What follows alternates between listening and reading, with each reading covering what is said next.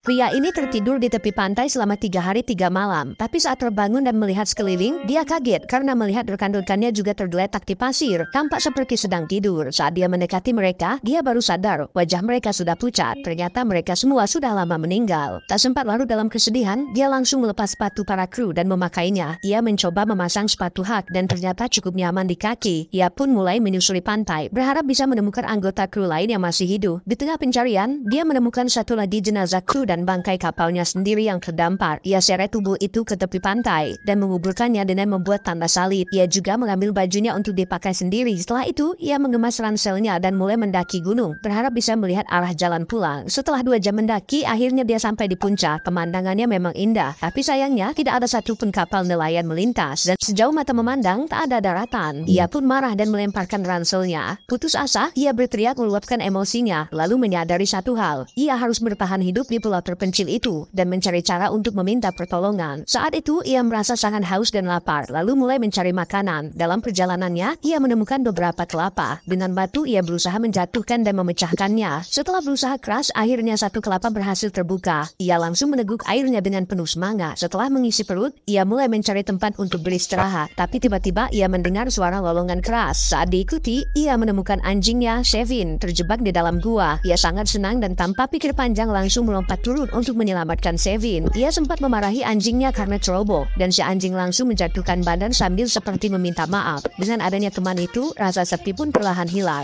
Ia lalu menyalakan api menggunakan batu api. 3 hari ia belum makan, jadi ia menahan lapar sambil menghangatkan diri bersama anjingnya. Keesokan harinya saat fajar menyingsing, ia bersiap kembali ke kapal untuk mengambil barang-barang berguna. Meski ombak dan angin kencang, ia tetap nekat terjun ke laut. Anjingnya tampak sangat khawatir dan terus menggonggong, tapi Edison memberi isyarat bahwa semuanya akan baik-baik saja. Dengan usaha keras, akhirnya ia berhasil sampai ke kapal. Di atas dek hanya ada beberapa tikus yang masih hidup. Ia masuk ke dalam kabin, mendobrak lemari dan menemukan banyak senapan. Ia juga menemukan peti berisi koin emas yang ternyata itu pun tak berguna. Tapi ia sangat senang saat menemukan banyak anggur merah. Baru saja ingin minum, tiba-tiba kapal mengeluarkan suara retak dan mulai tenggelam. Ia tak punya waktu. Ia buru-buru mengangkut semua barang yang masih bisa digunakan ke dek kapal. Ia lalu mengikat semua barang itu dan membuat rakit darurat. Akhirnya, ia berhasil membawa semuanya kembali ke pantai. Kini, si pria dan anjingnya punya tempat berlindung. Tapi malamnya saat sedang makan roti, mereka mendengar suara babi hutan. Keduanya langsung terdiam ketakutan. Mereka tahu babi hutan itu sangat berbahaya. Pagi harinya, saat Edison bangun, ia mendapati separuh persediaan makanan telah dirusak oleh babi hutan. Ia pun memutuskan masuk ke hutan dengan senapan, berniat memburu babi itu. Tapi justru di sanalah ia menemukan sesuatu yang jauh lebih mengerikan.